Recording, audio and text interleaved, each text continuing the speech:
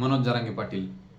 या मराठा समाजाला लाभलेलं एक असं नेतृत्व जे खरंच अत्यंत तळमळीने, अत्यंत निस्वार्थ भावनेने या मराठा समाजातील गोरगरीब लेकरांच्या शिक्षणासाठी, त्यांच्या न्याय हक्कासाठी अत्यंत तळमळीने आणि अत्यंत ठामपणे आपल्या प्रश्नावरती उभं राहून खूप अत्यंत निस्वार्थ भावनेने लढत आहे. ज्या जरांगे पाटलांच्या हिंदीची मस्करी गेल्या वर्षी या महाराष्ट्राने केली, आज त्याच जरांगे पाटलांच्या पाठीमागे 6 कोटी मराठा समाज उभा आहे.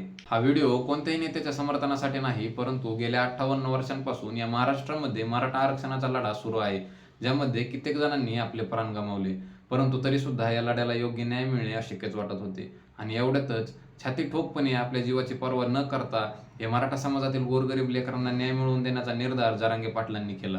आणि संपूर्ण सरकार विरोधात असूनही या आंदोलनाला एक नवीन मार्ग दाखवला. चला, आरक्षण मिळेल किंवा नाही मिळेल तो मुद्दा वेगळा राहिला, परंतु बघण्यासारखी गोष्ट एक आहे, ती म्हणजे आपल्या समाजाप्रती जरांगे पाटलांची असलेली निस्वार्थ भावना. कारण मला माहित आहे की कोणत्याही समाजाचा जर विकास हवा असेल तर त्या समाजाला एक निस्वार्थ, निपक्षपात असणारा आणि विश्वासू नेता मिळणं, नेतृत्व मिळणं खूप महत्त्वाचं आहे, जो सतत त्या समाजाच्या विकासासाठी कार्यक्षम असेल. कारण जर एखाद्या समाजाला स्वार्थी नेतृत्व भेटलं तर तो फक्त स्वतःच्या तिजोऱ्या भरण्यावरच लक्ष देईल. परंतु जर त्या समाजाला एक कार्यक्षम नेतृत्व भेटलं तर त्या समाजाचा विकास कोणीही रोखू शकत नाही.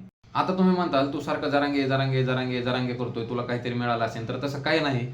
मला फक्त जरांगे पाटलांचा एक विचार आवडला, तो म्हणजे जरांगे पाटलांना एक गोष्ट समजली, ती म्हणजे की मराठा समाजातील गोरगरीब लेकरं ही शिक्षणापासून वंचित होत आहेत. कारण त्यांना माहित आहे, किती जरी अभ्यास केला तरी नंबर लागणं कठीण आहे. आणि एकदा का हा समाज शिक्षणापासून पूर्णपणे वंचित झाला तर किती जरी दशकं पलटली तरी सुद्धा मराठा समाजाचा विकास होणे शक्य नाही. आणि जर आपण इतिहास तपासला तर आपल्याला हे समजेल, विश्वरत्न डॉक्टर बाबासाहेब आंबेडकरांनी हीच गोष्ट सांगितली आहे की जर एखाद्या समाजाचा विकास थांबवायचा असेल तर त्या समाजाला शिक्षणापासून पूर्णपणे वंचित करून टाका.